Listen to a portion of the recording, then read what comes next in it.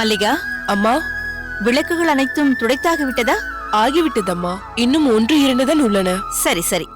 சுந்தரியின் அறையை சுத்தம் செய்து விட்டாயா? செய்து விட்டேன் அம்மா. ஆடைகள் எல்லாம் அங்கங்கே விழுந்து கிடந்ததே. எல்லா ஆடைகளையும் மடித்து வைத்து விட்டேன் அம்மா. புழக்கடை முழுதும் இலைகள் எல்லாம் உதிர்ந்து குப்பை காடாக கிடந்தது. அதையெல்லாம் கூட்டி பெருக்கி ஓரப்படுத்தி எரித்துவிடு என்று சொன்னேனே, செய்தாயா?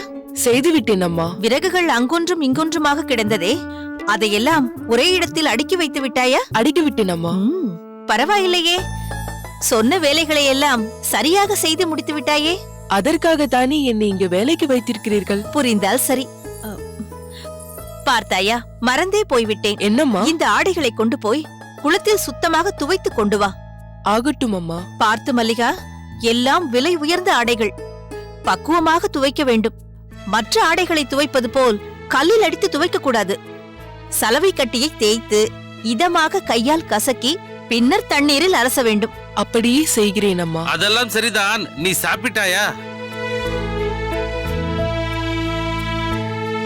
சொல் மல்லிகா, நீ சாப்பிட்டாயா இல்லையா? இல்லை ஐயா. முதலில் போய் சாப்பிடு, மற்றவற்றை பிறகு பார்த்து கொள்ளலாம். துணிகளை துவைத்து விட்டு சாப்பிட்டு விட்டு துவைக்கலாம். போ. சரிங்கள் ஐயா. என்ன நீங்கள்? நான் அவளை குளத்திற்கு அனுப்பினால் நீங்கள் அவளை உள்ளே அனுப்புகிறீர்கள். மல்லிகா இந்த வேலைகளை முடித்துவிட்டால் பாகநேரிக்கு புறப்படுவதற்கான மற்ற வேலைகளை நான் கவனித்துக் கொண்டிருக்கலாம் அல்லவா? இந்த நேரத்தில் நீங்கள் இங்கு வந்து சாப்பிட்டாயா இல்லையா என்றெல்லாம் விசாரித்துக் கொண்டிருக்கிறீர்கள். நான் மட்டும் என்ன அவளை சாப்பிடக் கூடாதென்றா சொல்கிறேன்? அவள்தான் வேலைகளை எல்லாம் முடித்துவிட்டு சாப்பிடுகிறேன் என்றாள். நானும் சரி அப்படியே செய்யென்றுதான் வேலைகளை செய்ய சொன்னேன். அவள் அப்படித்தான் சொல்லுவாள். ஏனென்றால் வேலைகளை முடிக்காமல் சாப்பிட்டால் எஜமானி அம்மா ஏதாவது சொல்லி விடுவார்களோ என்று நினைத்து அப்படி சொல்லி இருக்கிறாள். நான் என்ன அப்படி சொல்வேன் என்று நீங்கள் நினைக்கிறீர்களா? உன்னை பற்றி எனக்கு தெரியாதா லலிதா? ஆனாலும் பொதுவான ஒரு விஷயம் என்னவென்றால், வேலையாட்கள் வீட்டில் உள்ள வேலைகளை எல்லாம் செய்து முடித்த பிறகுதான் சாப்பிட வேண்டும் என்று நினைப்பார்கள். அந்த வேலையை செய், இந்த வேலையை செய் என்று விரட்டுவதை விட அவர்களுக்கு வயிறார உணவளித்து விட்டால் போதும். அதன் பிறகு அவர்களிடம் யாரும் எந்த வேலையும் சொல்ல வேண்டியதே இல்லை. எல்லா வேலைகளையும் அவர்களே இழுத்து போட்டுக் கொண்டு செய்வார்கள். அவர்களுக்கு தேவை என்ன? வயிறார ஒருவேளை உணவு. அதற்காக தானே பல பேர் பல வீட்டிற்கு வேலைக்கு செல்கிறார்கள். ஏழைகளது இல்லாமையை எசமானவர்கள் தங்களுக்கு சாதகமாக பயன்படுத்திக் கொள்ளக்கூடாது. முதலில் அவர்களுக்கு வயிறார உணவளித்து விட்டால் தங்களது எசமானர்களை உயிருள்ளவரை மறக்காமல் உண்மையாக உழைப்பார்கள். சுவாமி, உப்பிட்டவர்களை உள்ளளவும் நினை என்ற சொல்லிற்கேற்ப அவர்கள் உதாரணமாக விளங்குவார்கள் என்பது எனக்கும் தெரியும். உயர்ந்த கருத்து. வாருங்கள் சுவாமி, வாருங்கள். வணக்கம் சுவாமி. உலகத்திலேயே மிக உன்னதமான உயர்ந்த கருத்து. அந்த கருத்தை கணவன் மனைவி இருவருமே அருமையாக புரிந்து வைத்திருக்கிறீர்கள். நாதமுனி, லலிதா, உங்கள் இருவரையும் நினைத்து நான் மிகவும் பெருமிதம் அடைகிறேன். சுவாமி, தாங்கள் செய்யாத தர்மத்தையா நாங்கள் செய்துவிட போகிறோம்? தங்களிடம் இல்லாத ஈகை குணமா எங்களிடம் இருந்துவிட போகிறது? நாங்களாவது எங்களிடம் பணிபுரிபவர்களிடம்தான் அத்தகைய ஈகை எண்ணத்தோடு நடந்து கொள்கிறோம். ஆனால் தாங்கள் அப்படி அல்லவே. ஒருவருக்கு ஒரு பிரச்சனை என்றால் தானாக வந்து அதை தீர்த்து வைப்பவர் அல்லவா தாங்கள்? அதற்கு நாங்களே உதாரணம் அல்லவா? அது மட்டுமா, ஆங்கிலேயர்களுக்கும் அம்பலக்காரர்களுக்கும் இடையே பாலமாக இருந்து அவர்களுக்குள் பகை ஏற்படக்கூடாது என்று பார்த்துக் கொள்கிறீர்களே, அது எதற்காக? எதற்காக என்று நீதான் சொல்லேன் லலிதா. ஆங்கிலேயர்களுக்கும் அம்பலக்காரர்களுக்கும் பகை ஏற்பட்டால் அதனால் பாதிக்கப்பட போவது அம்பலக்காரர்களும் ஆங்கிலேயர்களும் மட்டுமல்ல, அந்தந்த அம்பலங்களில் வசிக்கக்கூடிய அப்பாவி மக்களும் தானே. ஆங்கிலேயரின் ஆதிக்க வெறியால் தங்களது அம்பலக்காரர்களுக்கு ஏதும் நேர்ந்துவிடக் கூடாது என்பதற்காக தன்மானமுள்ள திராவிட தமிழ் வீரர்கள் தங்கள் உயிரை துச்சம் என நினைத்து அம்பலக்காரர்களின் இன்னுயிரை காக்க எழுச்சி கொள்வார்களே. அத்தகைய மறவர்களின் உயிருக்கு எந்த தீங்கும் நேராமல், அவர்களது மனைவியரின் மாங்கல்யம் பாதிக்கப்படாமல் பாதுகாக்க வேண்டும் என்பதற்காகத்தானே தாங்கள் இந்த அளவிற்கு அந்த ஆங்கிலேயரோடு உறவாடிக் கொண்டிருக்கிறீர்கள். அதன் காரணமாகத்தானே தமிழகத்தின் சில பகுதிகளில் சிறு சிறு பிரச்சனைகள் ஏற்பட்டாலும் பல பகுதிகளில் பிரச்சனைகள் ஏதுமில்லாமல் சென்று கொண்டிருக்கிறது. போதும் லலிதா, போதும். ஏதோ உதாரணத்திற்கு ஒன்றை சொல்வாய் என்று பார்த்தால் நீ என்னவென்றால் ஒரு நீண்ட பட்டியலை அடுக்கிக் கொண்டே போகிறாய். சுவாமி, நான் என்ன இல்லாததையா இருக்கிறது என்று சொன்னேன்? உள்ளதைத்தானே சொன்னேன். சரி சரி சரி, இதை பற்றியே பேசிக் கொண்டிருந்தால் வந்த விஷயத்தை பற்றி பேச முடியாமல் போய்விடும். சுவாமி, தாங்கள் கேட்டதால்தான் ஏதோ ஒன்று இரண்டை சொன்னேன். வேண்டாம் என்றால் விட்டு விடுகிறேன். தாங்கள் வந்த விஷயத்தை சொல்லுங்கள். சுவாமி, எதுவாயினும் அதை சொல்வதற்காக தாங்கள் இவ்வளவு தூரம் வர வேண்டுமா? ஒரு வார்த்தை சொல்லி அனுப்பியிருந்தால் நானே நேரில் வந்து பார்த்திருப்பேனே. தெரியும் நாதமுனி, நீ என்னை காண வேண்டும் என்பதற்காக என்னுடைய இருப்பிடத்திற்கு வந்ததாக சொன்னார்கள். நீ என்னை பார்க்க வந்திருக்கிறாய் என்றால் ஏதோ ஒரு முக்கியமான விஷயமாகத்தான் இருக்க வேண்டும் என்று நினைத்தேன். அதனால்தான் நேரிலேயே தெரிந்து கொள்ளலாம் என்று வந்துவிட்டேன். என்ன விஷயமாக என்னை காண வந்தாய் நாதமுனி? எல்லாம் நல்ல விஷயம்தான் சுவாமி. பாகனேரி அம்பலக்காரரின் தங்கை கல்யாணிக்கு வடிவு நாட்டியம் கற்றுத்தர சுந்தரி சம்மதம் சொல்லிவிட்டாள். அதை பற்றி தெரிவிக்கத்தான் தங்களை தேடி வந்தேன். அப்படியா? மிகவும் மகிழ்ச்சியான விஷயம்தான். சுந்தரி சற்று குழப்பத்தில் இருந்து விட்டாள். அதனால்தான் அவளால் உடனடியாக ஒரு முடிவிற்கு வர முடியவில்லை. ஏதோ அவளது பிடிவாதத்திலிருந்து சற்று கீழே இறங்கி வந்தது மிகவும் பெருமைக்குரிய விஷயம்தான். சுந்தரியிடமிருந்து இதற்கான சம்மதத்தை பெறுவதற்குள் நாங்கள் பட்ட பாடு எங்களுக்குத்தான் தெரியும். அப்படியா? அதை ஏன் கேட்கிறீர்கள்? சுந்தரிக்கு தற்போதுள்ள சூழ்நிலையை புரிய வைப்பதற்குள் போதும் போதும் என்று ஆகிவிட்டது. என்ன செய்வது லலிதா? சில பிரச்சனைகளை சரி செய்ய கால அவகாசங்கள், பிரயத்தனங்கள் தேவைப்படுகின்றன. அப்படி ஒரு காரியத்தை தான் நீங்கள் செய்திருக்கிறீர்கள். அதற்கான பலனும் நல்ல விதமாகத்தானே அமைந்திருக்கிறது. சுந்தரி இந்த அளவிற்கு மனம் மாறியதே பெரிய விஷயம்தான். சரி சுவாமி, எல்லாம் நல்லபடியாக அமைந்துவிட்டது. நல்லதொரு நாள் பார்த்து வடிவை பாகனேரிக்கு அனுப்பி கல்யாணிக்கு நாட்டிய பயிற்சியை தொடங்கிவிட வேண்டியதுதான். அதற்கான நாளை தாங்கள்தான் கணித்து சொல்ல வேண்டும். கணிக்க வேண்டிய அவசியமே இல்லை. இன்று மிகவும் நல்ல நாள். இன்றே பயிற்சியை தொடங்கிவிட வேண்டியதுதான். இன்றைக்கேவா? ஏன், அதனால் உங்களுக்கு ஏதேனும் பிரச்சனையா? அப்படியெல்லாம் ஒன்றுமில்லை. இப்போதுதானே எங்களது சம்மதத்தையே தெரிவித்திருக்கிறோம். இதை பாகனேரி அம்பலக்காரரிடம் தெரிவித்து அவர்களுடைய சம்மதத்தை தெரிந்து கொள்ள வேண்டாமா? அதை பற்றியெல்லாம் நீங்கள் கவலைப்பட வேண்டிய அவசியமே இல்லை. வாளுக்கு வேளையின் எண்ணம் என்ன? தன் தங்கை கல்யாணிக்கு சிறந்த நடன ஆசிரியை கொண்டு நடனம் கற்றுத்தர வேண்டும். அதை சுந்தரி செய்தால் என்ன, அல்லது அவள் தங்கை வடிவு செய்தால் என்ன? வடிவு யார்? உன்னுடைய சிஷ்யைதானே, உன்னால் உருவாக்கப்பட்டவள் தானே. உனக்குள் உள்ள எல்லா திறனும் வடிவிடம் இருக்கும் என்பதில் எனக்கு எந்த சந்தேகமும் இல்லை. அதனால் இதற்காக பாகனேரி சென்று அவர்களுடைய சம்மதத்தை பெற வேண்டும் என்ற அவசியமே இல்லை. நல்ல காரியத்தை எப்போதுமே தள்ளி வைக்க கூடாது. அதனால் வடிவு இன்றே பாகனேரிக்கு புறப்படட்டும். நாட்டிய பயிற்சியை தொடங்கட்டும். இருந்தாலும் அவர்களிடம் ஒரு வார்த்தை கேட்டுக்கொண்டு. அக்கா, ஐயர் தான் இவ்வளவு உறுதியாக சொல்கிறாரே, பிறகு எதற்கு தயங்க வேண்டும்? மாமா, நீங்கள் என்ன சொல்கிறீர்கள்? வெள்ளையர் பேச்சுக்கு மறு பேச்சு ஏதம்மா? அவர் என்ன சொல்கிறாரோ அதன்படியே செய்து விடுவோம். இன்றே பாகனேரிக்கு புறப்பட்டு விடுவோம். வடிவு, முதன்முறையாக ஒருவருக்கு பயிற்சி கொடுக்க போகிறோமே என்று எதற்காகவும் எள்ளளவும் அச்சப்பட வேண்டாம். தைரியமாக உனது நடன ஆசிரியை பயிற்சியை தொடங்கு. அக்கா, எல்லாவற்றிற்கும் நீதான் எனக்கு மனதளவில் துணையாக இருந்து அனைத்தையும் நல்லபடியாக நடத்தி தர வேண்டும். நீ எதை பற்றியும் யோசிக்க வேண்டாம். உன் மனதுக்கு என்ன தோன்றுகிறதோ அதன்படி பயிற்சியை கொடு. ஒருவருக்கு ஒன்றை கற்றுக் கொடுக்கும் போது அடுத்தவரிடம் கேட்டுதான் கற்றுத்தர வேண்டும் என்று நினைக்காதே. அப்படி செய்தால் அது முழுமையான பயிற்சியாக இருக்காது. நாட்டிய பயிற்சிக்கென்று சில வரைமுறைகள் உண்டு. அந்த முறையிலிருந்து சிறிதும் விலகாமல் உன் கடமையை செய். எல்லாம் நல்லபடியாக நடக்கும்.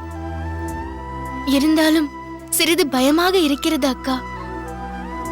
இதனால் உனக்கு ஏதும் அவப்பெயர் ஏற்பட்டுவிடக் கூடாதல்லவா? வடிவு, இதற்காக நீ அணு அளவு கூட அச்சப்பட தேவையில்லை.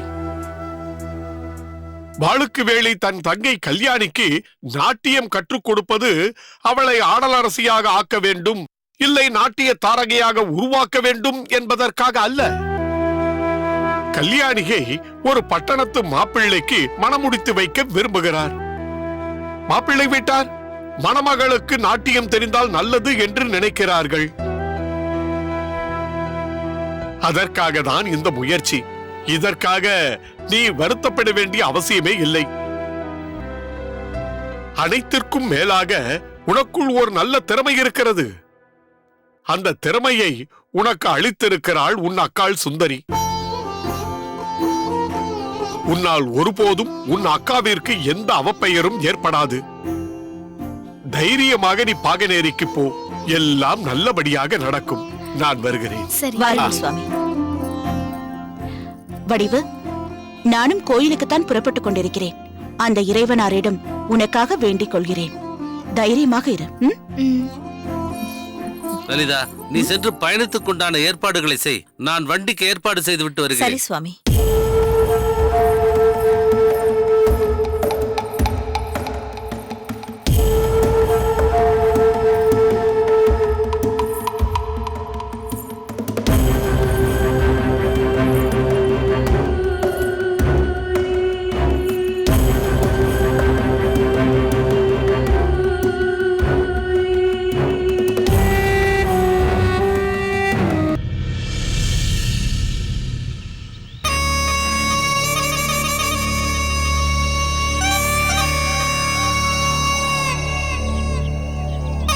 என்ன ஜம்புலிங்கம், ஏதோ பேச வேண்டும் என்று என்னை இங்கே வரச் சொன்னா என்பதற்காகவே என் வேலைகளை எல்லாம் ஒதுக்கி வைத்துவிட்டு நான் இங்கு வந்தேன்.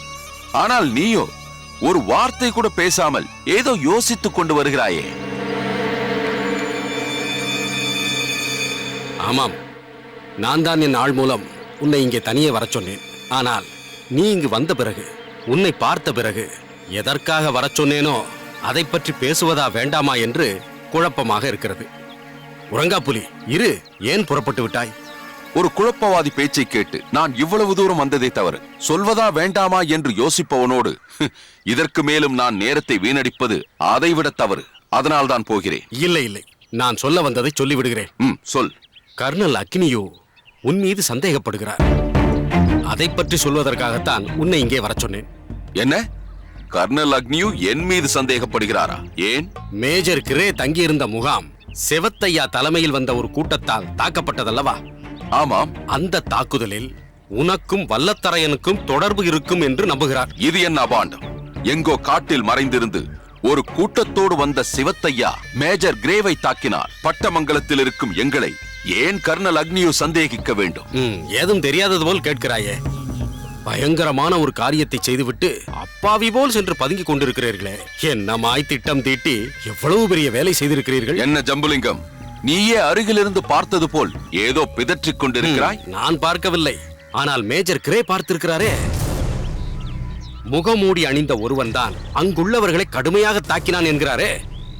அது நிச்சயம் வல்லத்தரையனாகத்தான் இருக்க வேண்டும் என்று கர்னல் அக்னியோ சொல்கிறார். இல்லவே இல்லை, எனக்கு தெரியாமல் வல்லத்தரையன் எதுவும் செய்ய மாட்டான். நீ வல்லத்தரையனுக்கு தெரியாமல் ஆங்கிலேயரோடு கூட்டு வைத்திருக்கிறாய் அல்லவா?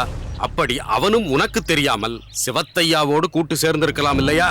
எப்படியோ 2 பேரும் சேர்ந்து கொண்டு நாடகம் ஆடுகிறீர்கள். இப்படியெல்லாம் செய்ய எனக்கு தெரியாதப்பா. ஆமாம் ஆமாம், உனக்கு இதெல்லாம் தெரியாது.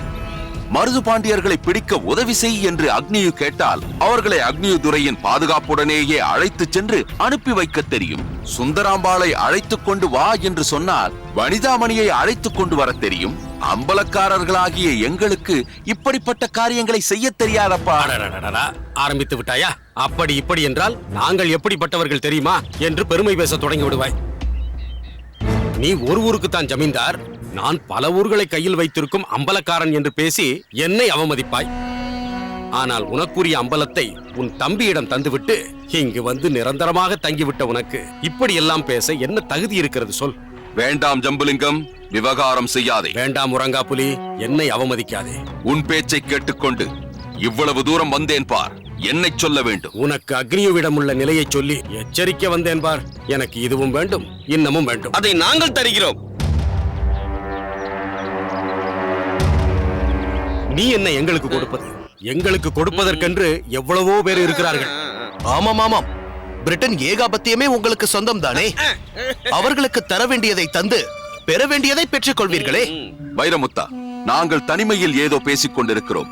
இந்த நேரத்தில் நீ எதற்கு தேவையில்லாமல் இங்கு வந்து ஏதேதோ பேசிக் கொண்டிருக்கிறாய்? அதுதானே, எங்களுக்குள் 1000 இருக்கும். நீ எதற்கு அதை பற்றி பேசுகிறாய்?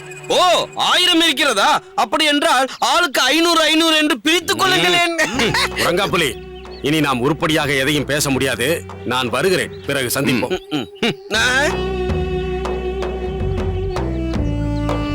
என்ன மாமா, இதுவரை நாட்டை பிரிப்பது, மக்களை பிரிப்பது போன்ற வேலைகளில் ஈடுபட்டுக் கொண்டிருந்தீர்கள். இப்போது காதலை பிரிக்கும் காரியங்களிலும் ஈடுபட ஆரம்பித்து விட்டீர்கள் போல் தெரிகிறது.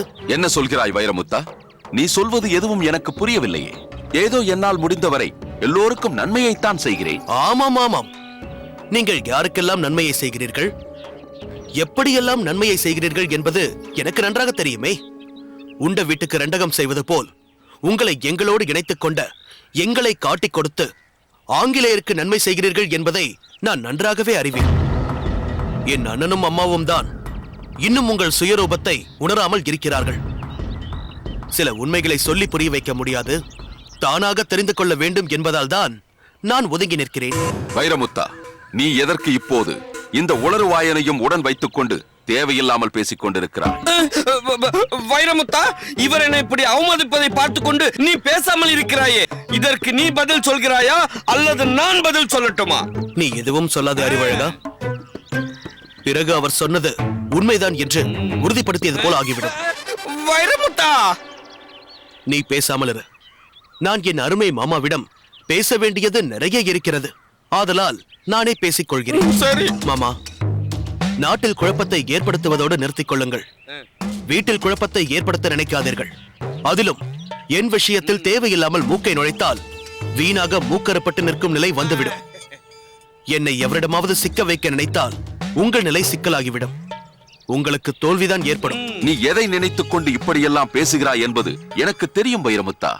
ஆனால் அதில் உள்ள உண்மையை நான் நன்றாகவே அறிவேன். பட்டமங்கலத்துக்கு பகையாக இருக்கும் பாகனேரி பெண்ணை நீ காதலிக்கிறாய் என்பதை நான் நன்றாகவே அறிவேன். இன்றில்லாவிட்டாலும் என்றேனும் ஒரு நாள் நான் அதை வெளிப்படுத்தியே தீருவேன்.